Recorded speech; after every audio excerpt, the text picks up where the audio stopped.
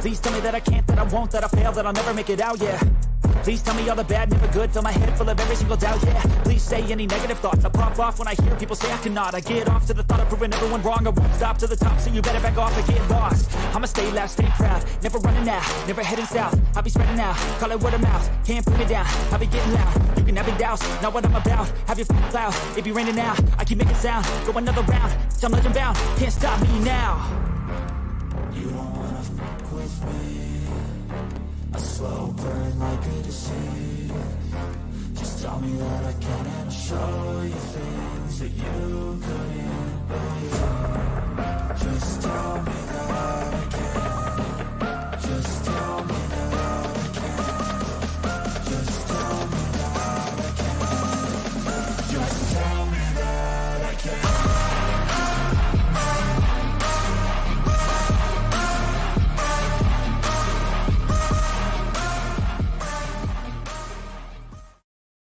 Well, all right. God, what a beautiful day it is to talk some sports. I'm your boy, Jay McLovin. With me right now, we got Logan Babyface Landers. What do you say, my brother? Hey, what's going on, Jay? Happy Thursday. Hope everyone's doing good out there. And like you said, we got some good topics to talk about tonight, my friend. Yes, we do. By the way, this is episode 325 in the books now, or I should say underway. Yeah, in the books here in about an hour. Check us out on Twitter at Unscripted Guys, all one word for current updates. You can also go to TikTok and check us out Unscripted Sport, all one word. You can get anywhere now on the All Sports All Plays Network app. The ASAP Network app is now available on everything Google, Android, Apple. You can go to Apple's store and you can get it down there. It's download for free. And then, of course, you can always find us on Bet Us, as we're affiliated with those guys, and everywhere on Amazon. So, Logan, we are getting out there, brother. They have got the app everywhere now. So they are doing good things over there. Hey, we're doing things big, you know. We're doing good. And also, before we start our show, I just want to give a shout out, Jay, to our unscripted fantasy football champ, Mr. Kenny Dedrick. He did get his jersey the other day, his Stephon Diggs jersey. We made a nice little post about it. Go check us out, like I said, anywhere on social there. And you can read a little bit more about it. Just us giving his congrats, and also, like you said, Jay, photo evidence that we got him the jersey and him wearing it. So it is a nice jersey. We don't give you the cheap stuff. We give you the high quality stuff. Oh, trust me, that's definitely high quality crap. Let me tell you, I'm not out here to give out no cheap stuff. If you got the balls to go up against us and an NFL fantasy league, then by God, we're gonna give you the good shit. And also, Jay, we did discuss this. It's still not set in stone, but it looks like it is going to happen for the 23-24 season. An actual trophy is probably going to be in the works. We'll figure it out. We still got to hammer out the details. Once we get yeah, absolutely. I'm looking at maybe like a WWE style belt. Like a belt. Yeah, just pass it around year to year or something. So again, lots of things to be in the works, but yes. I would definitely look forward to a WWE style belt. We're gonna kind of do it like the NHL does their trophy. You'll get your name engraved. We'll have you.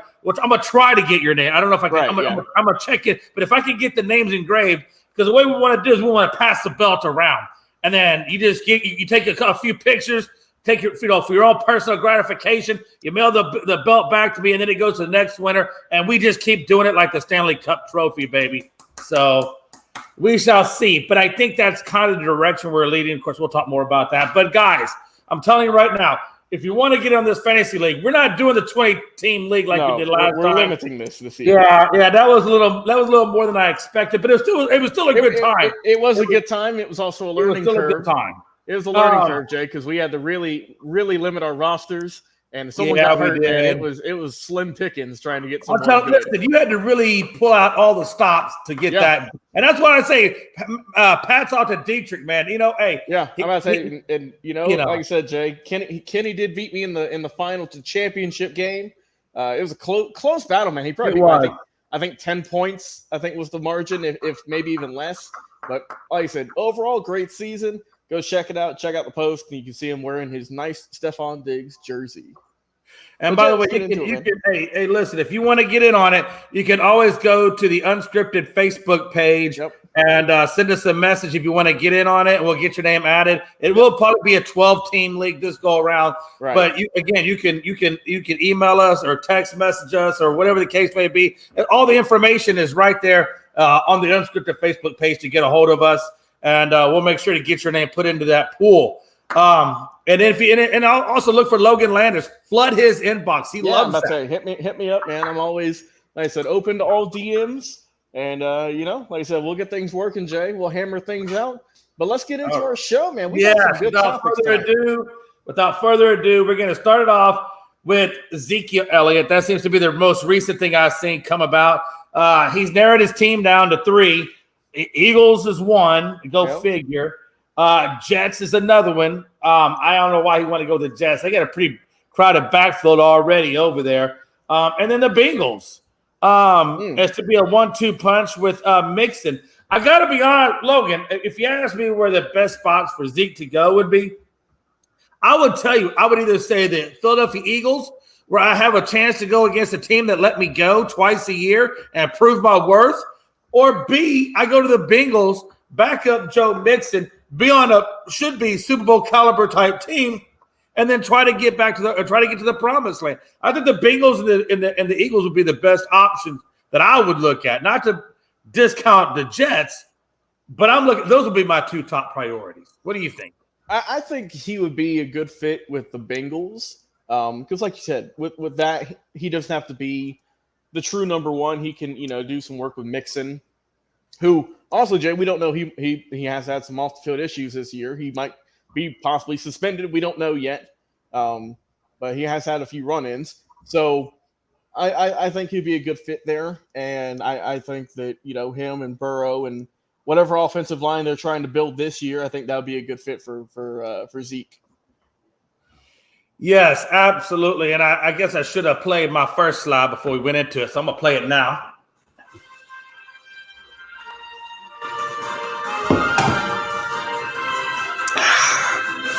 We're getting better at this. I think when it comes to Zeke, again, if you're a natural competitor, I'm looking. I want to go against my Cowboys. I want to see them twice a year, and I want to remind them in both games why you should have kept me. That would be the competitive mentality in me. And let's not cut the bullshit. The Eagles have a damn good shot to repeat and get back to the Super Bowl, depending. So, again, I think it's a good opportunity to prove yourself, be on a Super Bowl caliber team with the Eagles. That would probably be my first destination. I got to be honest with you.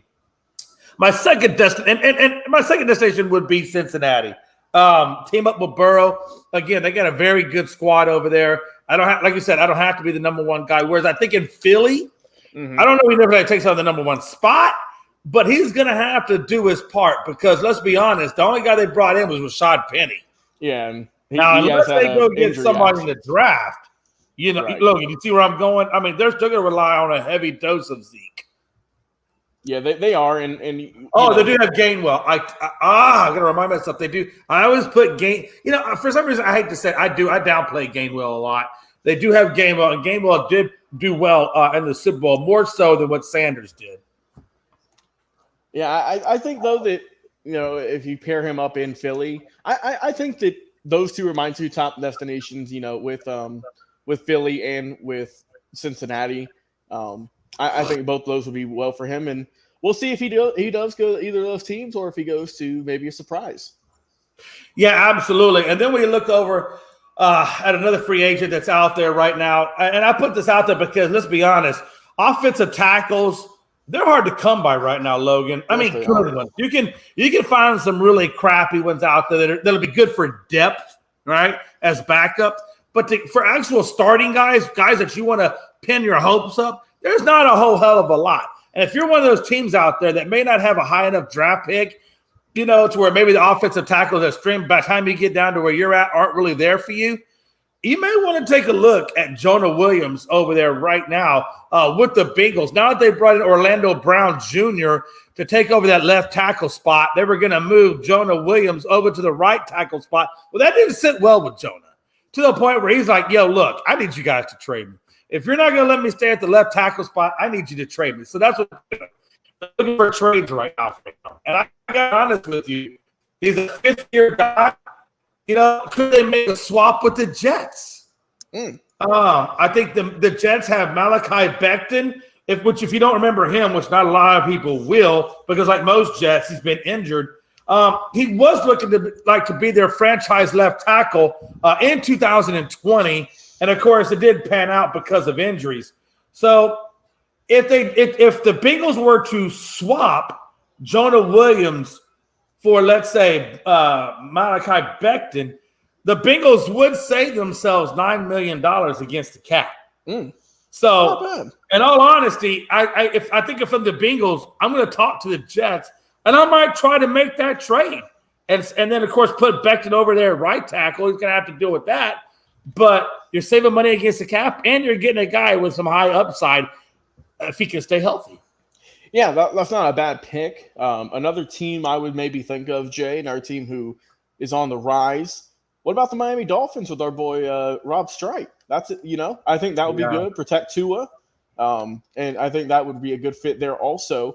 But like you said, if I'm trading him, if I'm the Bengals, obviously I'm going to want something pretty good in return because they don't have to trade him, Jay. Let's not forget that. No, they don't. They can force him to play another year if they really want. And I'm sure he will play that regardless. We've seen many players be upset at a team, but then, either not get traded or not get the money they deserve or they want, and they still play the entire season. So I think Miami would be a good fit, but I also like the Jets selection you got there too.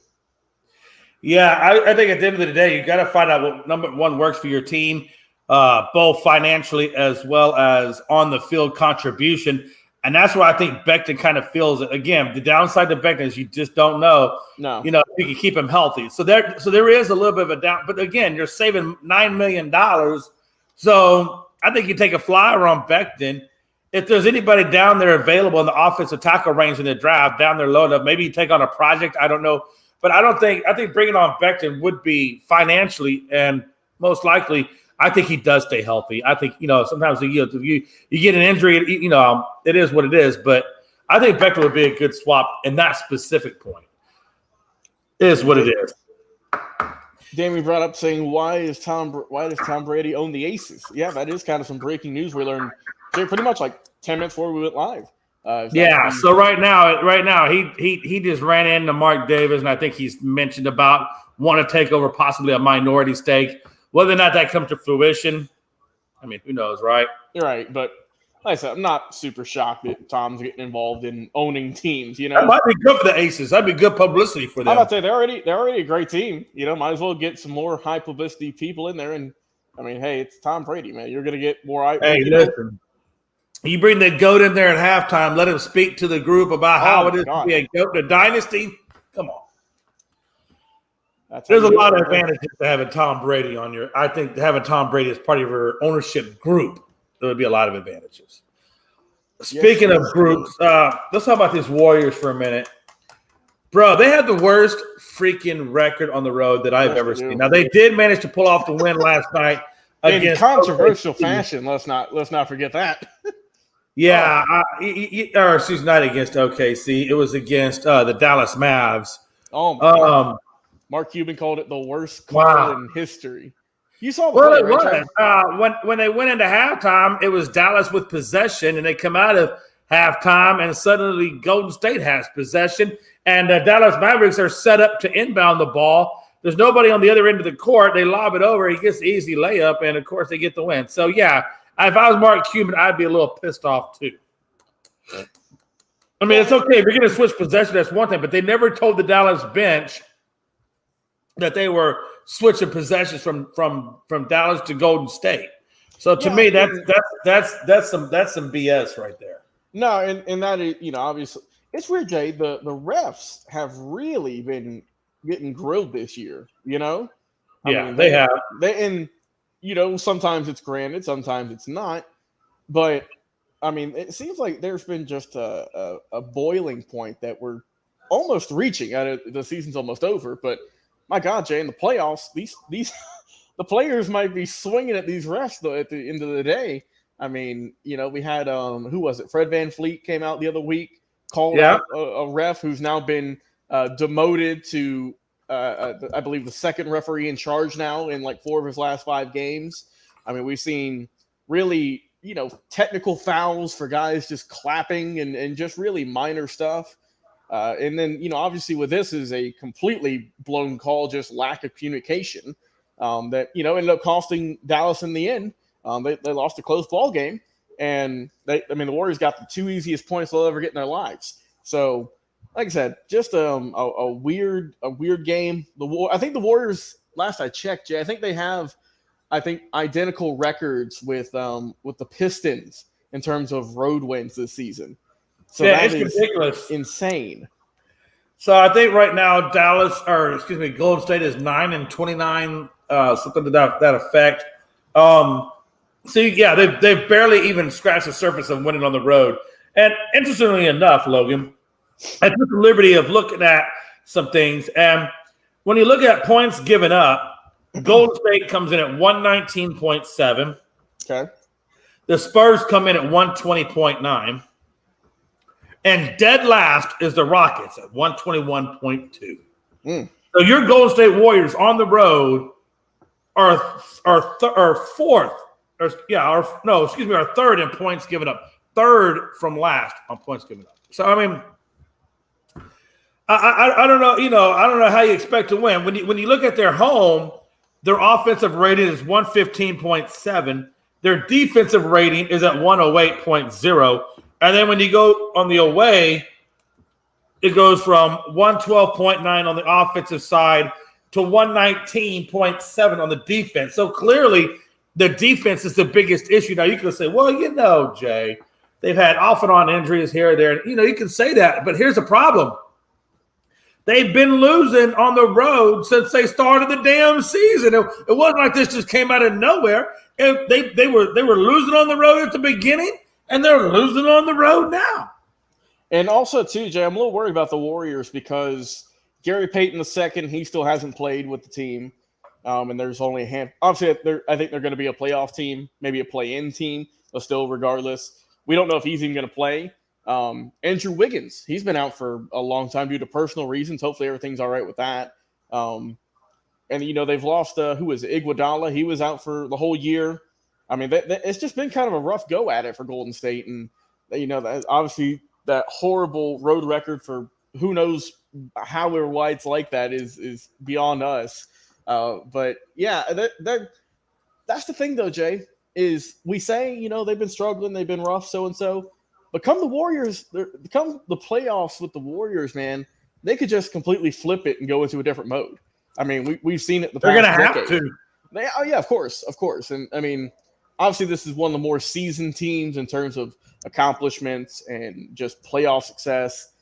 Chemistry also, the big three they have there and a few other players. But, I mean, so I'm still not ruling out. I'm not thinking, they're going to be swept in the first round or anything crazy like that. But I'm not feeling, super confident like years past.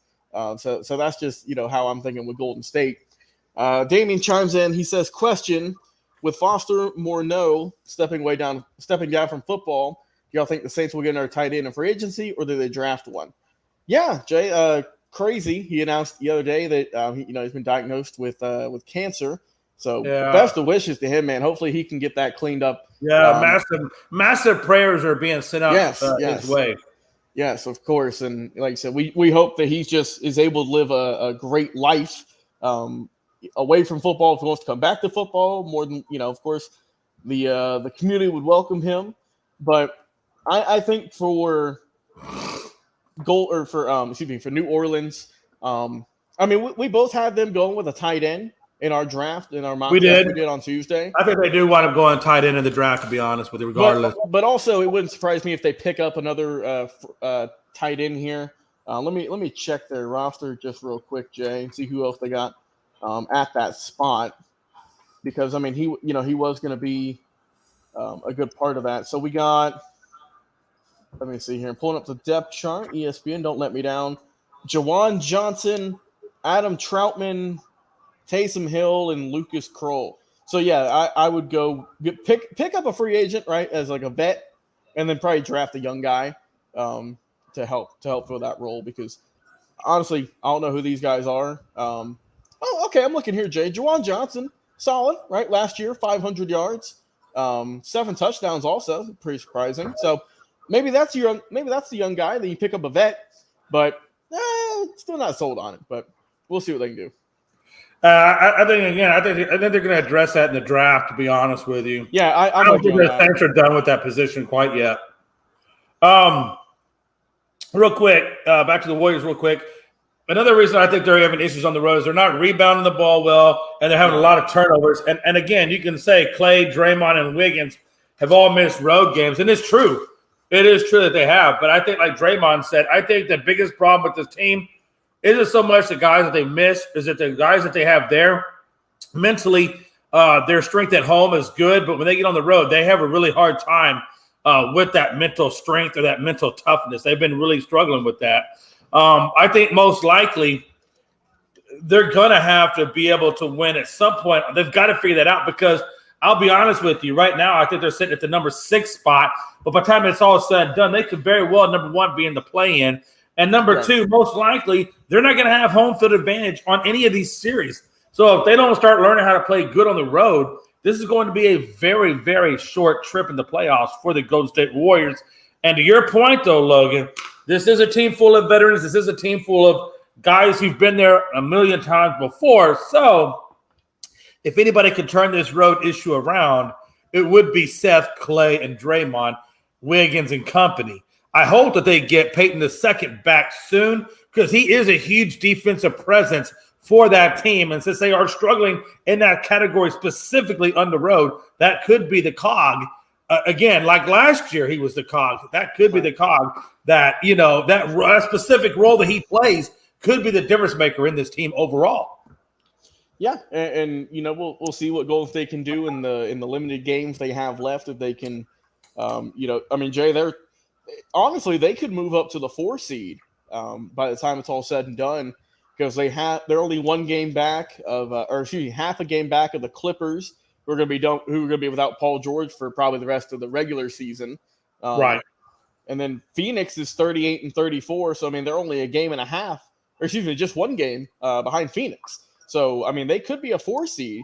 They could be a 4 seed, Jay, with a top 5 worst road record in the year, which is insane. And that's very possible. Yes. Because let's be honest. If Paul George does miss it, the Clippers could find themselves either A, out of the playoffs, or B, in the play-in.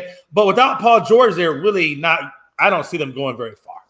Yeah, no, and with Kawhi taking time off, pretty regularly at this point, and I don't know, man. Clippers been disappointing. It seems like we've been saying that for a couple of years now, Jay. They had that one good year, the COVID year, right? But then that was when Denver knocked them out. They were up 3-1, then they blew it to Denver, and they just haven't gotten back on track since. They've got a decent little roster, Jay. They've got some good players, but they just cannot figure it out for whatever reason. But yeah, we're gonna see a bunch of shuffling, Jay, because the Lakers the Lakers are the number 10 seed right now at 36-37, and the Phoenix Suns are the 4 seed at 38-34. That's only 2.5 games behind. Oh, so, yeah, and that's the thing, because it's not like we don't have time, too, because they still got 9 games left in the season. Oh, yeah. A lot can happen then. Teams can either be ice cold or heat up in that time. Bro, when your margin of error between spot 6 and spot 11 is probably 3 or 4 games. Oh, my God. Yeah. Yeah, that's very, very easily doable. And again, he'll be reevaluated, it looks like in 2 to 3 weeks. He's lucky. He only came away with the sprain. Had that been a full tear, we're not even talking about Paul George even getting re-looked at. We're probably talking about Paul George going in for surgery, starting rehab, and then taking off a year. That's what. So he's lucky that it was just a sprain. And if I'm Paul, as much as I want to get back on the court, I don't want to come back on the court unless I know I'm 100% good, because the last thing I want to do is come back on the court too soon or not enough time and then do a full tear rather than just a sprain. So he has to be careful with that. But yeah, it's going to be interesting. We'll see how that plays out in the weeks to come, and then we'll see overall what the projection is of the Clippers and where they fall when he does come back. And by the way, they do get a so they lost Paul George in that OKC matchup, which I believe they lost by 1 point. So they're going to get him back, or I should say they're going to have another rematch with OKC probably the next week or two. So be on the lookout for that rematch to come up pretty damn quick. But yeah, man, let's go on ahead and get into it. Before we get into it, Logan, I want to give a quick update. So right now, Kansas State is leading Michigan State by I think like 3 or 4 points at the half. And I just want to kind of give you a quick synopsis real quick, if we can, real fast. All right. Since we are starting the Sweet 16, real fast, Michigan, Kansas State, which is a game going on right now. We all chose Kansas. Arkansas, UConn, which will be up shortly. I took Arkansas. You took Arkansas, and Chris took UConn. FAU, Tennessee is a game that's coming up next. And we all took Tennessee in that. Gonzaga, UCLA. We all took Gonzaga in that. San Diego State, Alabama. We all took Bama. Miami versus Houston. Me and Logan took Houston. Gonzo went Miami, and then Princeton, Creighton. Me and Gonzo took Princeton, and Logan took Creighton, and then Xavier versus Texas to round it all out. All of us took Texas. So as you know, I'm just giving you a synopsis. On the next 2 days, we'll do a little review on Saturday to see who won or who lost this specific round. By the way, you should know that I went a perfect round last score round with Frankie. And so Frankie lost to me on that one. I want you to know that, Logan. So we'll see if you or Chris could take down the defending champ right now. All right. Well, we're looking forward to it, man. We got some, like you said, Sweet 16 kicking off. Or it's already underway, so we'll see how it ends up. All right, folks. We're going to get into what I call the 5 teams that will surprise us and the 5 teams that we think will disappoint us in Major League Baseball this season. I'll go ahead and give you my 5 surprises, Logan, and then you can give me your 5 surprises, and then we'll do the disappointments. All right, sounds good. All right, so my 5 surprises are Miami Marlins. I think the pitching was strong last season, and I think they finally upgraded their lineup to really make a big difference or a big impact, especially with the guy that at second base, Luis Arraez, who had the best batting average in the AL. So they added him into that lineup. So look for them to. I suspect Miami Marlins will get a wild card at best. I don't think they go far, but I do think they get a wild card in this. Chicago Cubs, number 2.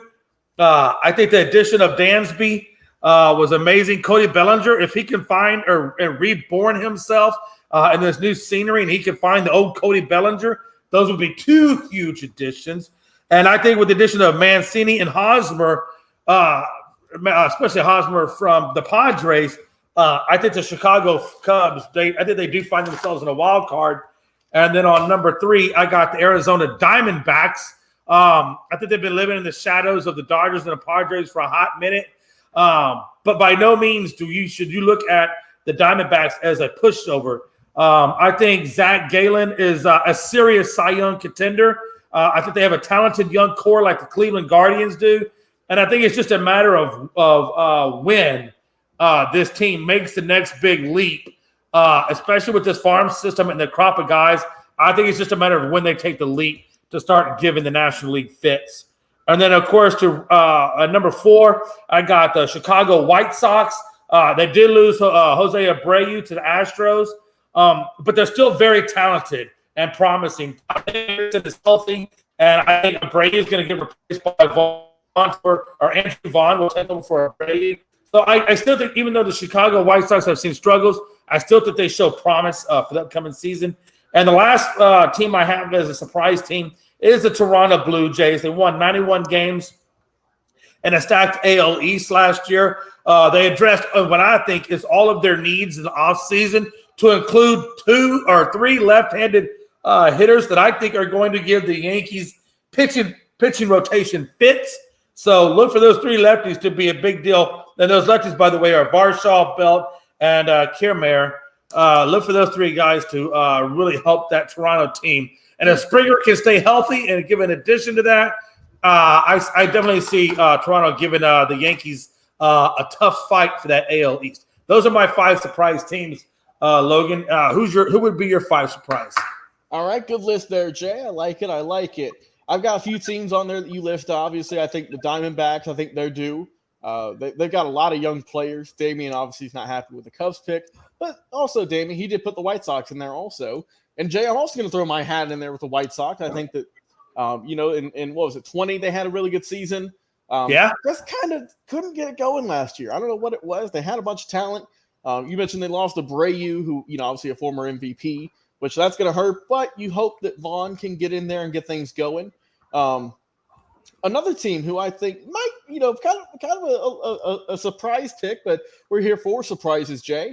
Let's rock with the Pittsburgh Pirates. I mean, they haven't done a whole lot, but they also have a young crop of talent. They do. You don't know, you just don't know when they're going to break out. So I'm going to throw the Pirates in there also. Let's go with the Texas Rangers in the AL West. You're kind of foes there. They made some big splashes this offseason. Well, they tried to last year, didn't work out, getting Simeon and a few other guys, but they got who was it, DeGrom? They got him the offseason, big money deal. They got Seager and they got Simeon. So I mean, they got a pretty good roster. I almost put Texas in there.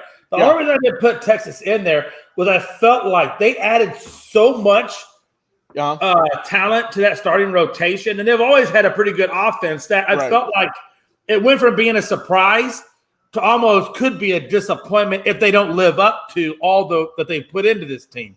So I don't know. I was kind of on the fence with that one, but go ahead. And then for my 15, Jay, I was kind of going back and forth with this one. But since you said the Blue Jays, I'm going to go with the Orioles. I mean, that was a team that no one thought was going to do anything last season, Jay. And then, I mean, they were fighting for a wild card spot there in the last couple of weeks of the season. Just unfortunately couldn't get it done.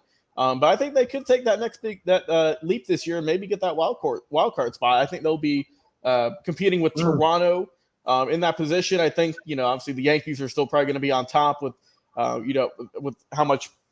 good they did last year, especially in the first half, and then just the talent they've got. But I'm going to go with Baltimore for my pick there in the AL East. It's not a bad pick. We all saw last year that Baltimore was showing some pretty serious promise to the point where we thought, why are you trading Trey Mancini, man? Like, and they did great with it. I'm about to say they did great even after they traded him, and sometimes that's how it is. Hey, that is sometimes how it is.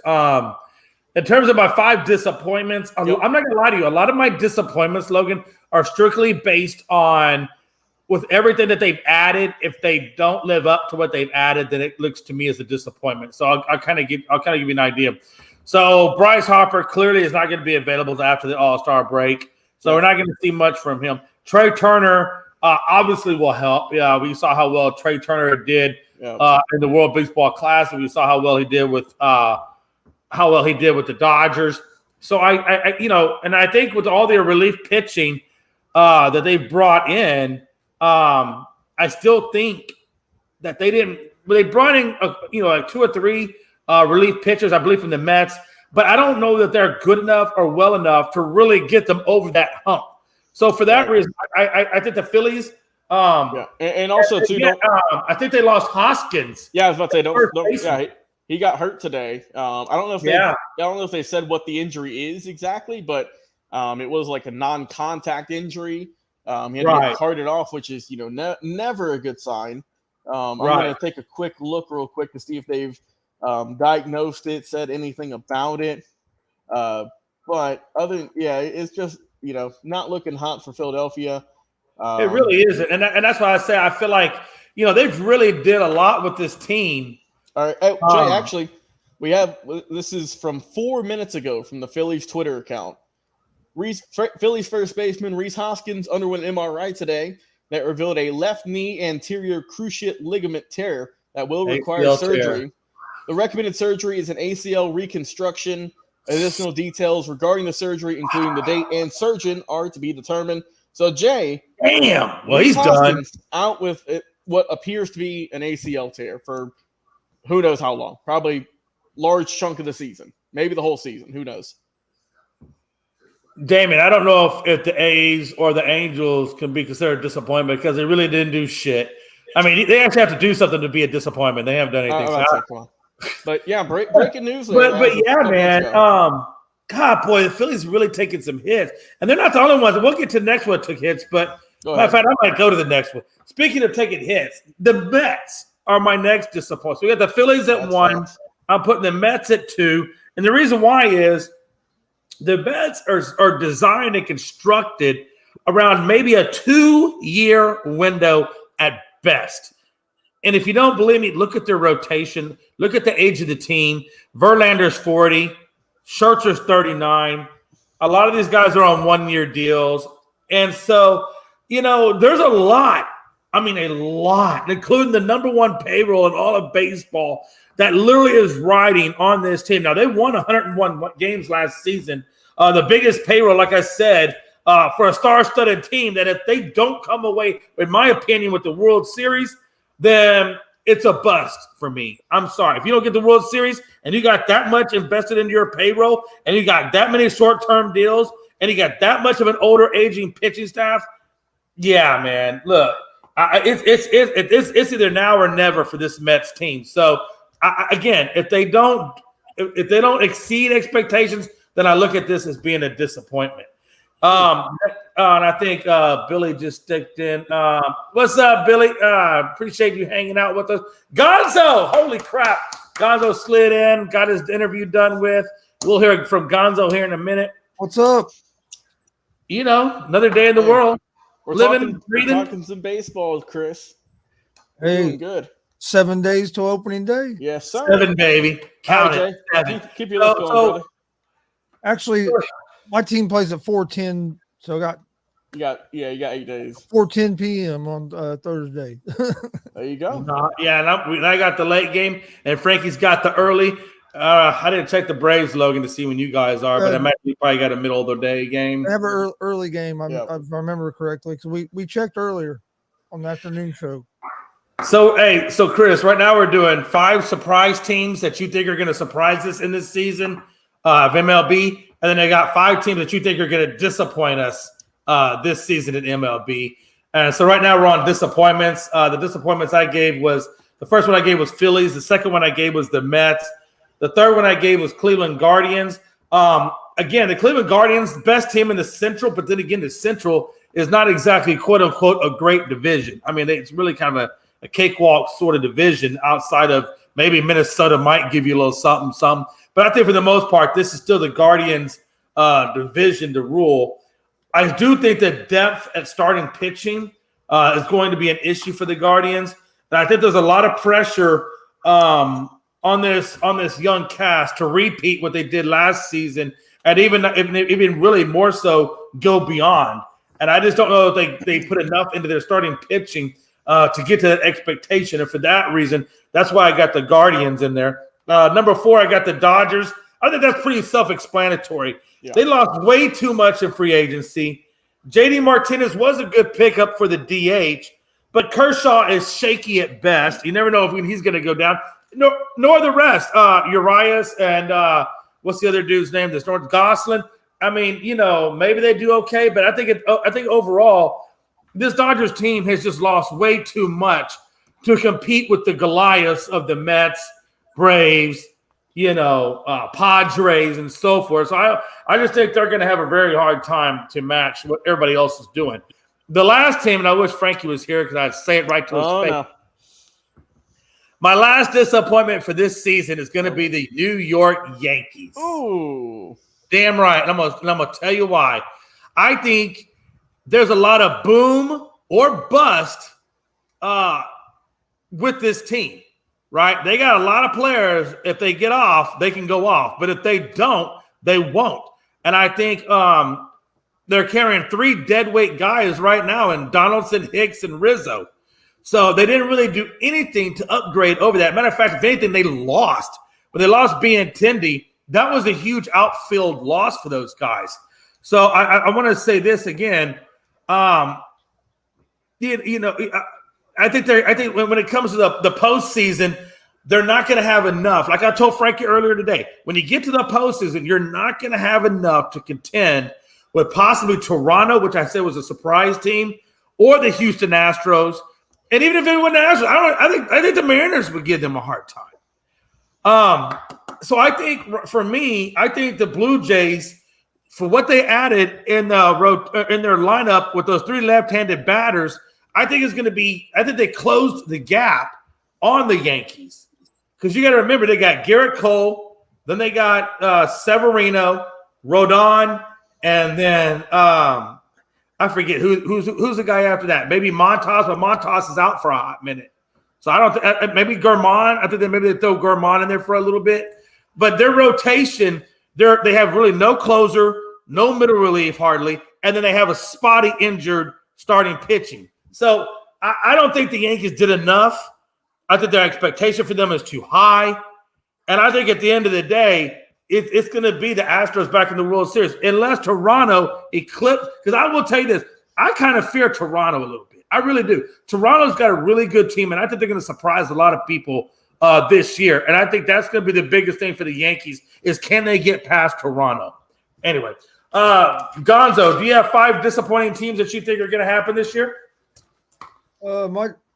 I would say disappointing teams. I'm going to go Padres because, yes, they have a great lineup. Look like they should be great, but we kind of thought that last year, and they never really got going like we thought.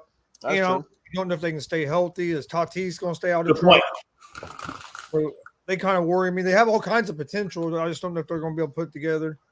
The Dodgers, kind of for the same reasons. I think they lost a lot and haven't really done nothing to try to recoup anything. The Blue Jays. And the reason I say the Blue Jays is because they're the one of them teams a lot of people have had high expectations for, like last year. And then a lot of people have high expectations for them this year, just like Jay was talking about. But for some reason, over the last 2 or 3 years, they've been a team that hasn't really been able to live up to the expectations. On paper, they have one of the better lineups in the league, but they just haven't been able to put it all together consistently. And then the Phillies as a team, I think, could be a disappointment just because I think it's going to be hard for them to repeat what they've done at the second half of last season. And it's going to be interesting to see how this manager handles things coming off a World Series loss, his first full off season as a manager, because you have to remember he took over in the middle of the season. So I can see them. It could be hard for them to live up to the expectations this season. And I don't think they've done enough with the relief pitching to really get them to that next level from last year. And they lost Hoskins, as we were saying earlier. They lost Hoskins to that ACL injury, so he's going to have to have reconstructive surgery. So now you don't get Bryce Harper until after the All-Star, and then you'll have your first baseman. So you're going to have to supplement your first baseman. So yeah, man, I think the Phillies are definitely going to have their challenges come up next season, or this season, I should say, coming up. We'll see, man. We'll and see. Then, on surprise teams, I would go Rangers just because I like the moves they made, and I like the manager they chose. So I think they will be better than they were. I look for them to be a lot better than they were last year. I like the Guardians. They were the youngest team in baseball last year.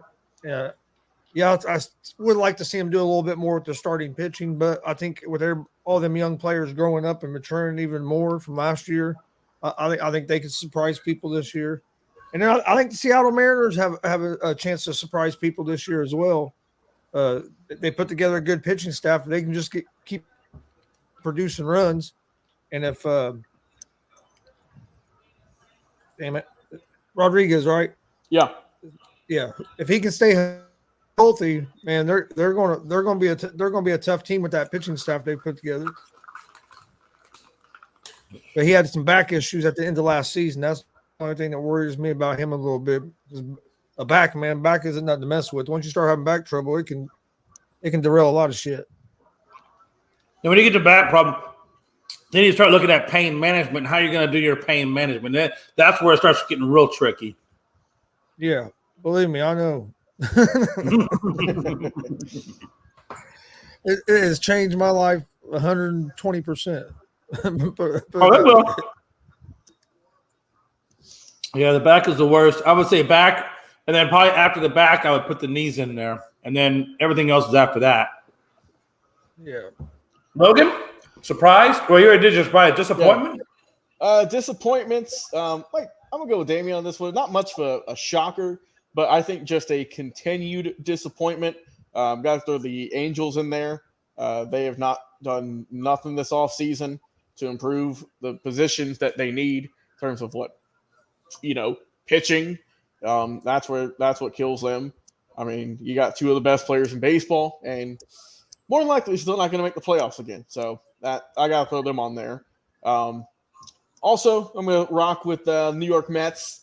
Just also division rivals, but also Jay, I'm not really. I mean, at least on paper, you're getting a lot of really good guys with Verlander, Scherzer, obviously, so on and so forth. But you always have that thing of, Jay, they are older, and don't know if they're going to be as solid as they were. We don't know. And then lost Diaz. Yeah, and Diaz is going to be out for a while. So I mean that's your closers going down the drain. So I got to put them in there. Everyone's put the Phillies on there. I'll throw the Phillies on there too, just because a lot of injuries have hurt them now. And we don't know if Chris, you brought up a good point. They had the manager come in about halfway through the season, had a good Cinderella run. Who else had a good Cinderella run with an interim coach that is a team of mine? The Atlanta Hawks. And look what they did the year after. Nate McMillan's already gone. So we don't know. So I got to throw them on there for my, third team, I think. Ooh, fourth team. Got to go with the Dodgers. I'm not feeling the Dodgers this year. They, compared to the last couple of years, they just have not – they didn't hit it out the park with free agency. Like I said, they got Martinez, who's a solid guy, but, I mean, they got Freeman. They still got a decent lineup. I'm not saying they're going to suck, but I don't think they're going to be a World Series contender this season. And then number 5, disappointment. It's a tough one. I might go. Oh man, I don't want to go in the same divisions, so I'll go Tampa Bay Rays. We haven't said the Rays. I'll go with them.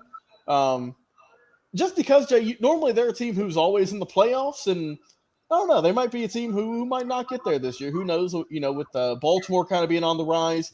You don't know with the Red Sox. The Red Sox are a strange team this year. Toronto's improved. The Yankees, I know you have them as a disappointment, but the Yankees have a stacked roster for the most part. So I think that Tampa might take a step back this year.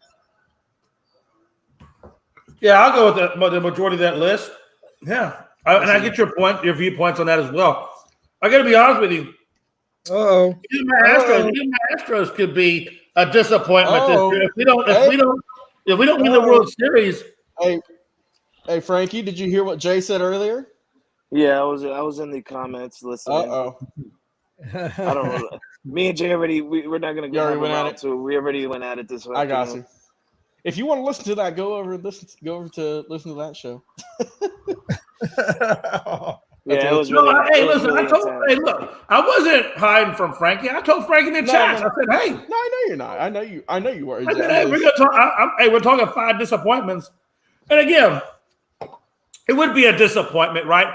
If the Yankees don't get into the postseason, which Frankie, I'm not saying they're not going to get in the postseason, but if they didn't get in the postseason, or Toronto eclipsed the Yankees, he laughed when he said that. Hey, if Toronto, no, think about it though, right? If Toronto eclipses, let's say they eclipse the Yankees and they take the division, will we not look at the Yankees and say, "Damn, that was a disappointment," right? No, you won't. I mean, come on, right? No. You want to say so? No, I just said no. Okay. I mean, you're entitled to that opinion. I just think there's a lot of these. And again, there's a lot of the Astros. If the Astros don't get back to the World Series, then honestly, it is a disappointment. I put just the World Series? Just the World Series? No, we're going to win that motherfucker. Trust me. Hey, no, I'm just saying. Billy wants to know. No, I will tell you right now, Frankie's bracket is not perfect. It's not. Billy, my bracket is super perfect, bro. You don't even understand. I told Jay something on live camera, but he doesn't even know what I have on paper. Mine's is still perfect. Don't worry. Hey, listen, you can always take a photo of it and put it in the group chat and show everybody. You're right, I can, but why would I give up my strategy? I mean, why would you do it? I mean, unless you Unless it was busted all to hell. No, it's perfect. I'm just not gonna give up my strategy. He said not till the final game, and that's when he'll show us the proof. Yeah, I'll believe it when I see it.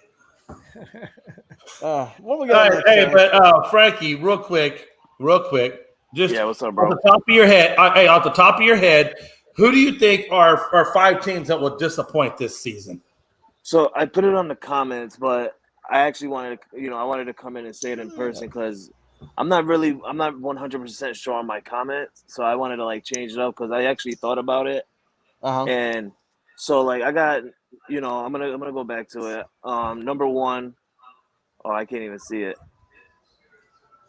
Where'd you comment this at? Oh, you commented this on Jay's page. That's why I can't see it. Oh, that's why. Okay, yeah. I see you now. So, okay. So number 1, I got the Dodgers, right? The Dodgers, I just feel like, and we all agree on it. I heard you guys. Yeah. The Dodgers just, they lost a lot of key people, and I just don't think that the Dodgers are going to do anything special. I think the major loss that they had was Trey Turner. Number 2, I'm going to have to go with the San Francisco Giants. I think the San Francisco Giants, they were trying to make a splash on getting Aaron Judge and Carlos Correa and everybody like that, and they really couldn't make a huge splash. So they got stuck with just having what they got on their roster. I think they're going to be a big disappointment. Number 3, I got the Philadelphia Phillies. I think the Phillies are just they're not going to be where they were last year. I feel like last year was their Cinderella ride, and it just didn't capitalize on their end at the end. So I think, with injuries and stuff like that, not having Bryce Young till probably All-Star break, maybe even after All-Star break, yet again, I don't think that the Phillies are going to do anything special. At number 4, the New York Mets, and the reason why is Edwin Diaz. Edwin Diaz, having Edwin Diaz not be on your roster for the entire year, he's out for the year. Logan, you say he's going to be out for some time. He's out for the year. He's not out for some time. He's out for the year. So he's out for a lot of time. How about that? So having your closer and your very most important closer out is going to really benefit you to badness. It really is, because when you have a close game that you're thinking you could win, that closer position is going to cost you. It really is. So not having Edwin Diaz there, and then also the messed up situation with Carlos Correa, that's going to screw them over as well. So I got the Mets at number 4. And then number 5, I put, honestly, I don't want to get no heat for this, but I put the Atlanta Braves at number 5. I really did. I put the Atlanta Braves just because I don't Logan, I'm not saying that your team is not going to do anything great or anything like that. I haven't seen your team do any kind of major splash to get yourself into that competition, I feel like you guys can still win your division, no doubt about it, because the Mets always find a way to screw it out and give it to the Atlanta Braves at the end.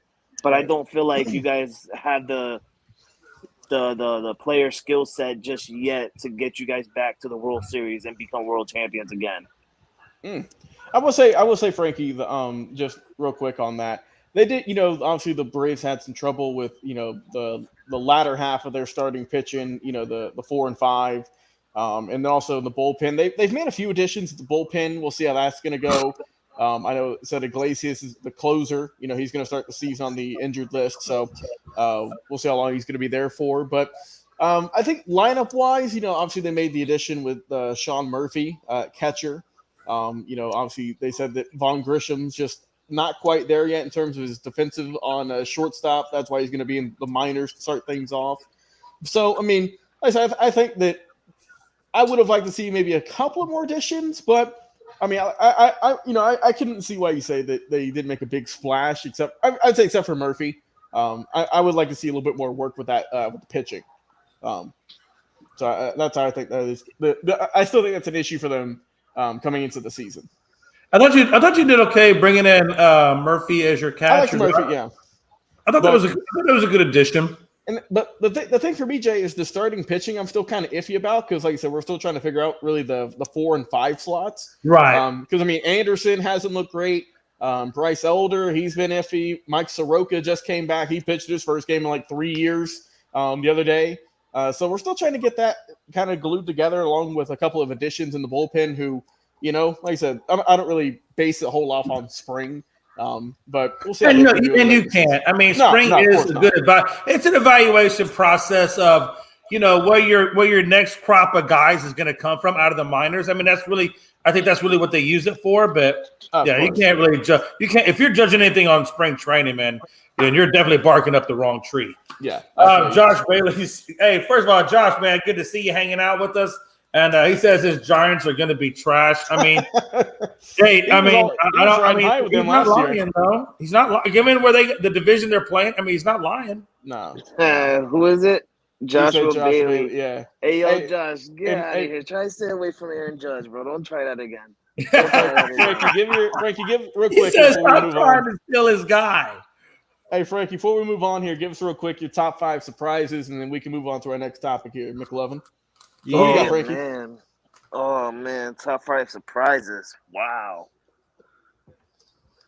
Oh, man. I think the Padres are going to be a surprise. I definitely think the Seattle Mariners are going to be a surprise team. That was one of the teams that I had an argument with Jay earlier about. He's over there roaming and saying, we're going to be World Series champions again, and we're a week away from regular season starting. And I'm trying to tell we don't got to have Jay, that confidence. Even Chris. No, none of us is having that confidence right now, right? It's way, way, way too early before you can even think about anything like that. For one, this is literally a whole different league that we're going into.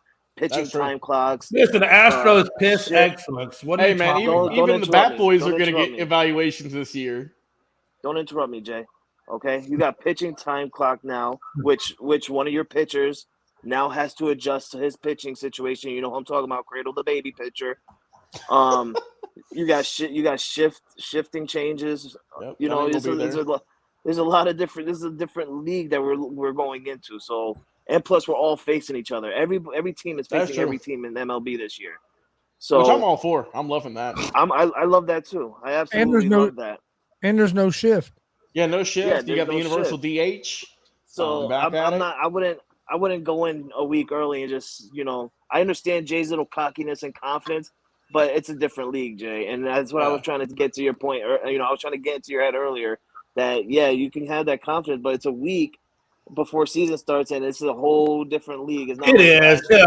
So. Honestly, hey, look, I'm gonna be hype up on my team. Come on, damn it! No, I got the Rockets. I got the Rockets. I get killed on the Rockets. I got it. Come on now. I totally understand that, and I let you go ahead. You have that, but I was also trying to let you know. Don't forget about the Seattle Mariners. No, because I'm not going to scare Mariners, but the fact that Joshua Bailey says they're winning the West is okay. That's just blasphemy. But that's okay.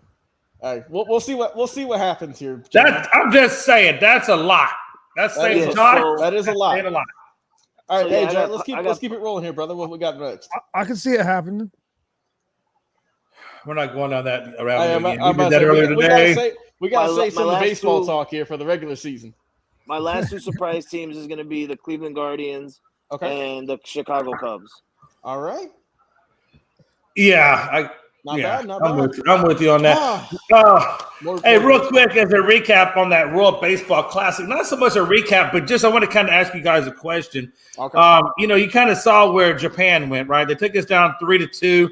Our hitting was great, but but we went 0 for 7 with runners in scoring position. I mean, we really gave Japan a lot of outs. We really should have beat Japan, but we gave them a lot of outs because we could not get that guy home from when he's in scoring position. So I really thought that hurt him. But we all know that really what hurt the Astros the most was we just didn't have our best pitching staff out there. We had the best hitting staff, but our pitching staff wasn't the best. So what do y'all see for next year's World Baseball Classic in terms of pitching? Do we actually get our better pitchers out there? I think so. I think this was kind of, obviously we didn't have our top tier pitchers. We had some decent ones, don't get me wrong. Like we had a complete scrubs, but we didn't have the cream of the crop like we did for our lineup. Man, if we could have had some top pitchers in the game in there, man, I think we would have got that. But like that was a great game all in all. Obviously the final the final out there with Ohtani and Mike Trout was something legendary. And like I said, overall, man, the World Baseball Classic was so fun this year. Like it is pretty much every year, but this year just felt kind of different.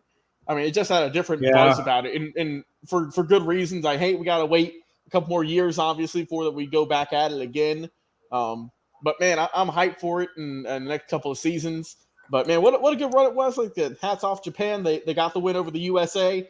But like I said, hopefully that means in the next time we're going to get the pitchers stepping up to the plate or up to the mound, and we can get some of the top guys on there. So I'm looking forward to it, man. It's going to be a fun time next time.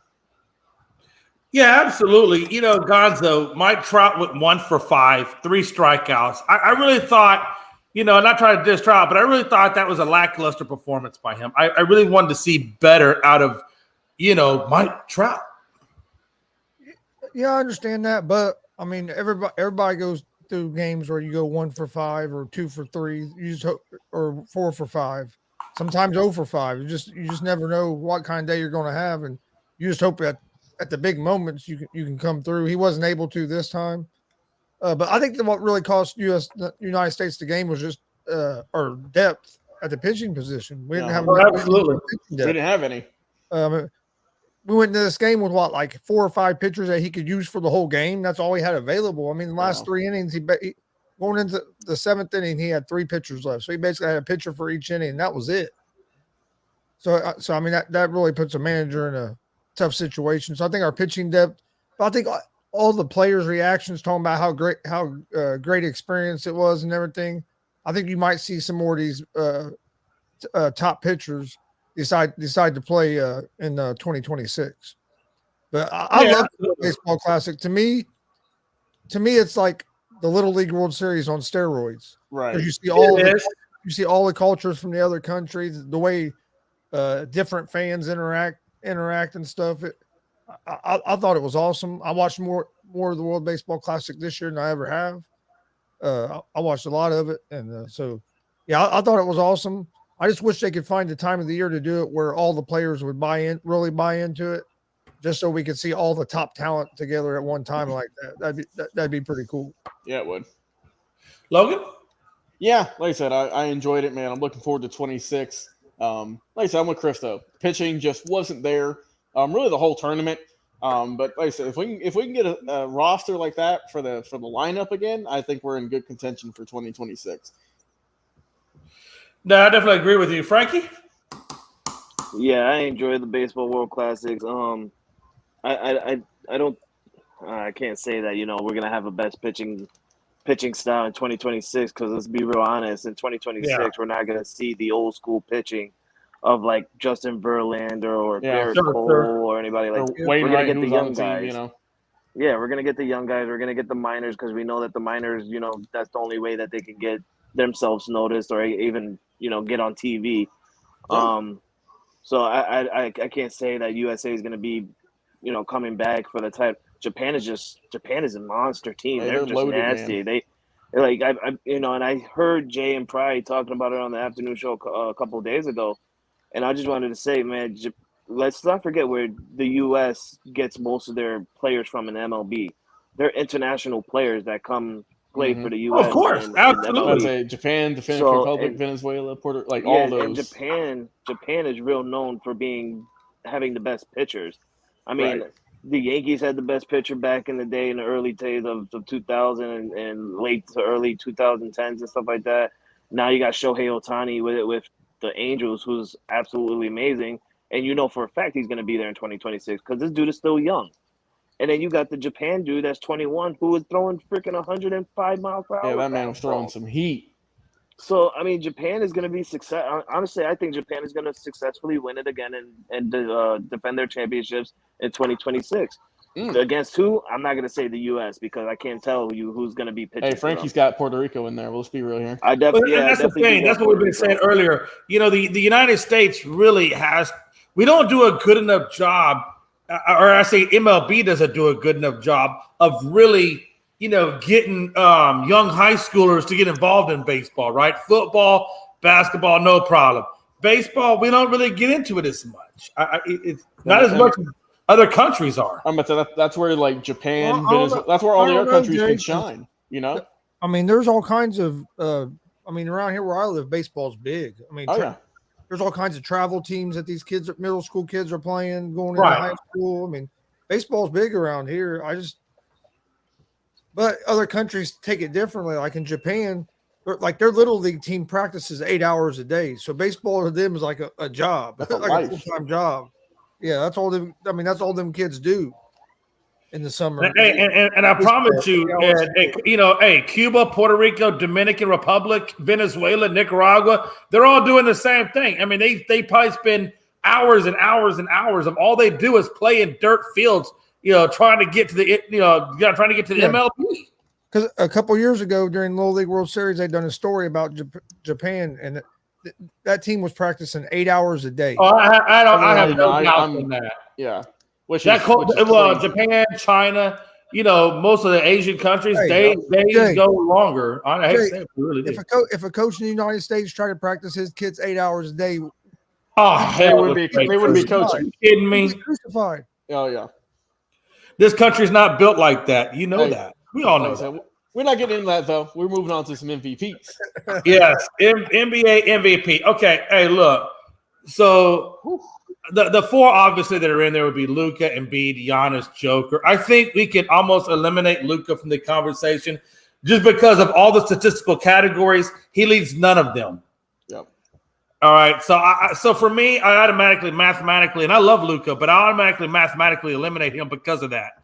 Then you go down to Embiid, who leads in points, and then you got Giannis, who is tied with rebounds at 11.9, and he shares that with Joker as well at 11.9. And then you got Joker, who leads in 2.5 of the categories, right? So again, he only gives you he has given you 24.8 points, but he's shooting 63%. So you can look at Giannis, who's 31 points, but he's only giving you 5.5 assists and 11.9 rebounds, which is tied. But that's the only category that he leads in because Embiid is beating him out in points at 33.2, but yet he's only giving you 4.2 assists. So if you look at the overall package, Joker is still the better guy. He's what, 0.1 away from averaging still a triple-double. He leads in most of the categories, and his team is in first place. So I don't know how much more, that guy can honestly do. And I would probably put Embiid at number 2, Giannis at number 3, and then I would put Luka at number 4. But that's how I rate him. Gonzo, who are you looking at MVP? I have Jokic as the MVP still right now. I mean, his team, like you said, the team he's on has been the best team in the West all season. He's played great all season. They have went on a little bit of a losing streak. They're 500 over their last 10 games. They lost like 6 or 7 in a row there at one time. Uh-huh. But the last few games they've looked better. But I've watched all of them play some this season, and I just think he's the best player right now. I think he might be the best player in the league right now at the level he's been playing at. Yeah, I'd put Giannis at number 2, and then I'd have Embiid at 3. Okay. Logan. Sorry. Yeah. I still got Jokic number 1. Like Chris said, they have hit kind of a snag here as of late. Hasn't been as dominant, but I still think that if you take Jokic off that team, then they're not doing nothing. They're not in first place the whole season, pretty much. Embiid has been a monster the last 10 plus games. He's been on an absolute tear, which I think deserves. I think that slides him in there nicely at number 2. Giannis, who's had a very consistent season again. I mean, we already know how special this guy is and what he can do in Milwaukee. Once again, I mean, really those 3 guys, honestly, all 4, if you take them off these teams, they're not nearly as dominant. But I mean, Giannis is the lifeblood of that Milwaukee squad. And then Luka, like you said, I think he's pretty much out of the race now at this point. Just because, like you said, the team record's just below average compared to the other teams we're discussing here. And also, like you said, he has missed a couple of games with slight injuries, nothing too major. But like I said, being in 4th place in MVP still ain't bad. We all still think he's going to get it one day. It's just a matter of if not when. Right. Yeah, absolutely. Frankie, round us out, baby. Who's your MVP, or how would you rank the 4? Well, I wouldn't put 4. I'll just put 3. I'm not going to put Luka in the MVP conversation. Luka's been hurt. No, that's fine. That's fine. I'm okay with that. So at number 1, I'm going to have to go Joker. I've been going with Joker for a while now. The man is averaging, was because me and Jay we got our we got our butts handed to us when we mentioned this, that Joker was averaging a triple-double season. And they're like, no, he's not. He's down to 9.9 in assists. Oh, no. Watch it. Okay. Oh, my God. Not 9.9. Right, 9.9. Jay, let's just falling say off the face of I'm the about to earth. tell you, look at this guy. He's not MVP. What a scrub. he's gonna get that triple-double season. Honestly, you know, there's a couple games left, and 9.9 is not hard for him to get easy 10.0. So I feel like he's going to end the season with a triple-double season. And, you know, what big man ends up having a triple-double season? We've never seen that before. So Joker at number 1. I'll have to go with Joel Embiid at number 2. You know, Joel Embiid for what he's been doing for Philadelphia the last couple of games, or actually for the couple of months that's been leading up to this moment. He's been literally averaging 30 points a game.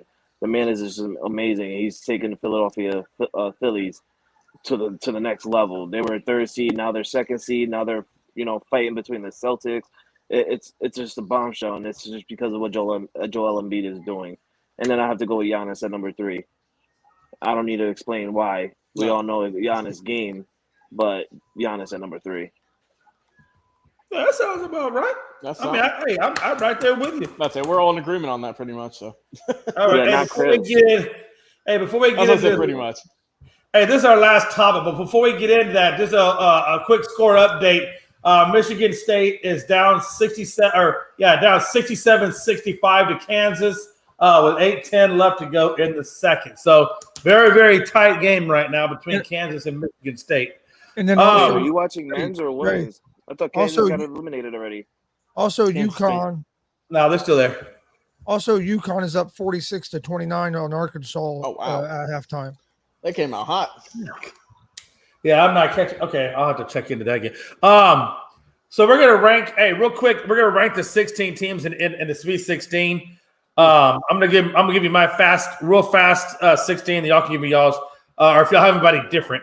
1, I got Bama. 2, I got Houston. 3, I got UConn. 4, UCLA. 5, Arkansas. 6, Texas. 7, Xavier. 8, Tennessee. 9, Gonzaga. 10, Michigan State. 11, Creighton. 12, Miami. 13, Kansas State. 14, San Diego State. 15, Princeton. And last but not least, FAU rounding out 16. Who do y'all have different in there? Gonzo, you want to start it off? All right, Chris, repeat that order back exactly how he said it. Okay. Jay needs to work in the freaking ranking Alabama system. number 1. I'd have Alabama at 1. I think. 2, I don't know if I'd have Houston at 2 right now. Injuries worry me a little bit. I think I would put. Actually, I think I'd put Texas at 2. That team's been playing well. They came into the tournament hot. So I really like that Texas team. I'd probably have Houston at 3. Okay. Yeah, I think I'd have Miami. You got 12 more. Like Miami. Yeah, I put Miami probably at 4 or 5. Big shout out, Rob. There we go. That's your top 4? Yep. Everyone else can sort themselves out. You got Miami. Oh, Jesus. Hey, Chris watched Miami, what they did to Indiana. Chris is high on them. Tough. I'd have Tennessee probably next, then UCLA, Gonzaga. Oh, wait, no. I'd have Miami at 5. Excuse me. I'd have UConn at 4. Okay. I really like that center Sudogo or whatever, dude. He dominates on both ends. He's doing it again tonight. But he is good. There's no doubt about it. All right, listen, this is a 16 rank topic, all right? We don't need extra things to talk about. Just go ahead and list your teams. Get your numbers and get out. I'm just doing them 4 or 5. Somebody else can go ahead with the rest. All right, let's start things off here. Bama number 1. I still got Houston 2. I got Texas number 3. Number 4, I'm a rock. I'll go with UCLA number 4. Let's go Zaga, number 5. Number 6, the Hurricanes. Who am I missing here? Kansas State, what is it, 6 or 7, give or take. Let's see. Tennessee, I don't know if I've shot you out yet. Oh, damn. UConn. Oh, man, there's so many teams here. UConn at 14. Logan's over there scrolling ESPN.com. Oh, you know exactly what I'm doing. You know exactly what I'm doing here, brother. I can tell you who's number 15 and 16, though. I can tell you that off the top of my head. Number 15, that is Princeton. Number 16, shout out to FAU. Everyone else can they can battle out in the Royal Rumble for all they care. Frankie. Yeah. What's the top 16? Jesus. That's my 16 right there.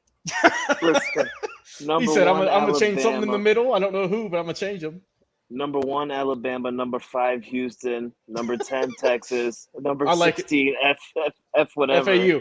There we go. FAU. There you go. You heard it right here. This was too long of a list. What the hell, Jay? Like, what the hell? Hey, I'm sorry if I complicated your freaking life. You did, honestly. Yeah. I'm sitting here on the couch, high as hell, and you asked me to rank 16 teams right now. Hey, Caitlin. Yeah, man. She's not paying attention. Hey, Jay's over here fucking up my buzz again. Hey, there's a reason, Jay. There's a reason that I chose to go into communications and not math. You know this. Come on. Hey, all I know is right now, hey, Frankie's looking at Caitlin saying, I know that dude's going to cash out me some money because this weed he's fucking me up on, he's going to pay me back for it. Oh, you really are. You're getting a message after the show, sir. Uh-oh. Hey, what we got up next? Is that our last topic, Jay? We got one more. Hey, no, that's it. Hey, we're at final thoughts. Hey, we're going to go from bottom to top, man, on this. So, Frankie, lead us off on some final thoughts, brother. Of course, you'll start at the bottom the way you like it. My final thoughts is get ready for some baseball season next Thursday, man. I can't wait. I know Jonathan Bailey can't wait either to get that first loss of the season to my Yankees, baby. Frankie the Yankees been waiting to return, and I got the jersey hung up and ready to be worn. And it's just gonna be a long ride, man, a long season. Mm-hmm. And I know my wife's gonna hate me. This is the worst time for my wife just to sit here and watch me scream at the TV. She's got either a scream with joy or scream with anger. One of the ways I'm gonna be screaming. There you go. All right. Let's see. Scroll through ESPN here, boys. Interesting headline here. The NCAA suspends Ferris State's Tony Anness for future playoff game after two of his players lit a cigar after they won the national title in December in a smoke-free locker room. They're suspending the coach. Oh, what the hell? Yeah, he must serve the suspension. So, come on, really? Well, if we're talking news on that quickly, I just want to say Tom Brady looking to be part of ownerships with the Las Vegas Aces of the WNBA. And also there's been news circling around about NFL teams getting a message from the NFL commissioner and stuff like that.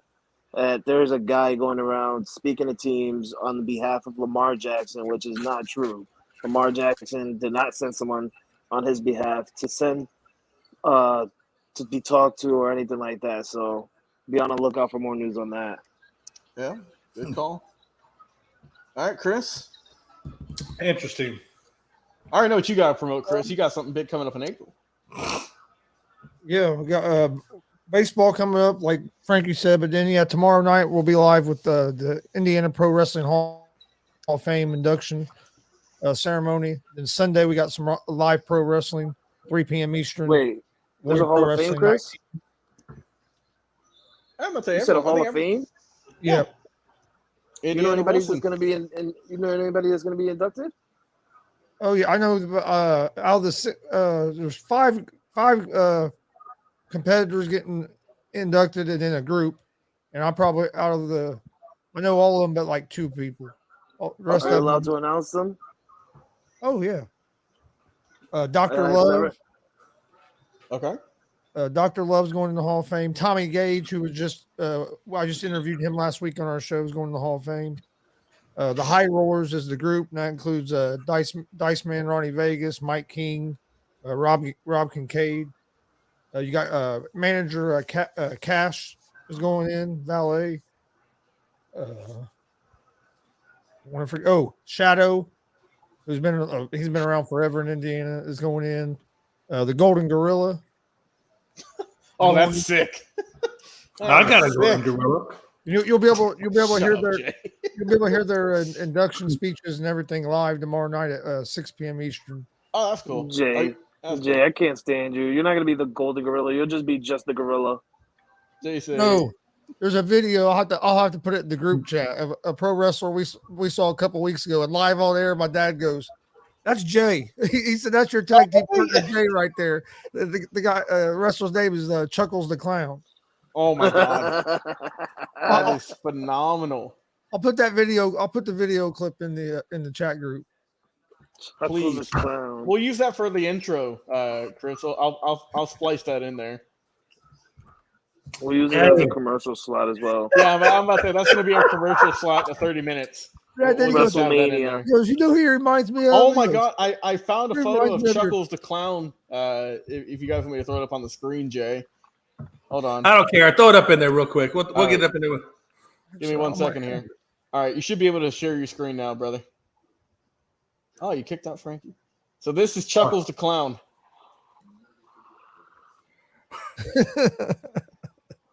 I mean, I understand where he's coming from with that. I do. Heck of a beard this man has, I will say. That is a really nice beard. It really does. Maybe that's like Jay's long lost brother or something. Hey, here you go. Are you pulling up the Hall of Fame? Or you got the clip? Yeah, I think it's gonna be a big mismatch. And the crowd's loving it. Yeah, that's Chuckles. Yeah, no, that is Jay.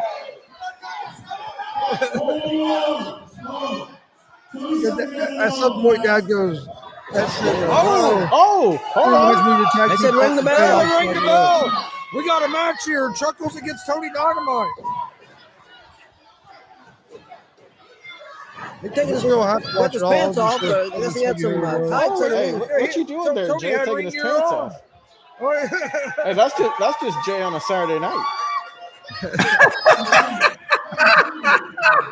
They're swinging guys. Tony had to get his elbow pads. Oh my god! What a time to be alive. Great. That we do have a match. Chuckles against Tony Dynamite. A little bit different than what he said. That's Jay. Oh, that is great. So if you want to know out there, folks, if Jay McLovin does not respond to you in about 30 minutes to an hour, he is either prepping or wrestling his match. So that's how we know. And with that having being said, man, you guys could check us out on Twitter and follow us.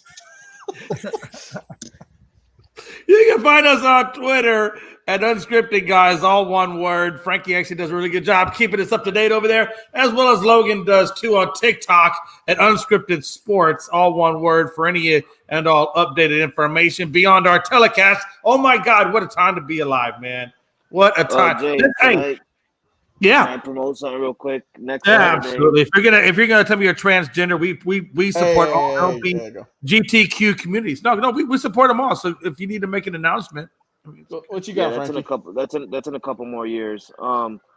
So next week, Saturday, April 1st, you can catch us live here on Unscripted. Also in Gonzo's Sports Room, where we'll be doing a WrestleMania watch along in night 1. Also, Sunday night 2, WrestleMania watch along. You know, we'll have a big group of guests.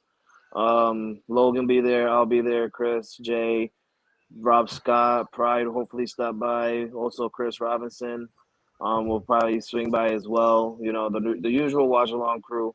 And if you guys want to, come in and jump on and give us your thoughts on WrestleMania, or you got anything you want to ask any other group or cast of Unscripted or Gonzo Sports Room, come on in. Also, comment, like, and share next week as well. Well, you should be doing that every goddamn show, but next week as well. Hey, and Frankie, that is not an April Fool's joke you just said. We got the watch along. If you didn't see last year, it was something. It was certainly an event that went on for forever. A lot of jokes were made, a lot of fun times were had. And Jay, hopefully his internet is better this year after his 30-second delayed Stone Cold Steve Austin match. And a lot of blunders passed, baby. A lot of blunders passed. A lot of stuff. Watch along. Jay was like 4 minutes behind. I'm about to say we were watching a tag team match and Jay was doing a battle royal. Internet over here. I mean, it does. It seems like I'm always behind you guys, and I don't understand. If we're all streaming this, I don't know. Hey, you know what?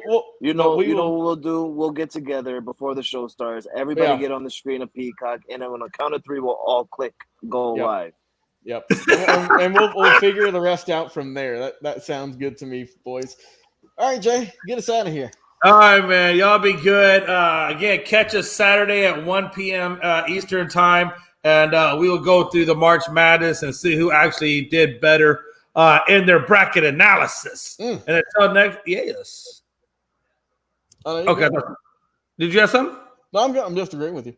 Oh, okay. I was yeah. So anyway, man, check us out 1 p.m. Eastern time. Also, check us out tomorrow on ASAP Afternoon Blitz and so forth at 1 o'clock. So it's going to be a good time, man. Until next time, it is your boys, Jay McLovin, Gonzo, Babyface Logan, and our always boy, Frankie the Yankee, or Foxborough Frankie, or whatever Frankie decides to show up. Frankie the Yankee, or whatever week it is.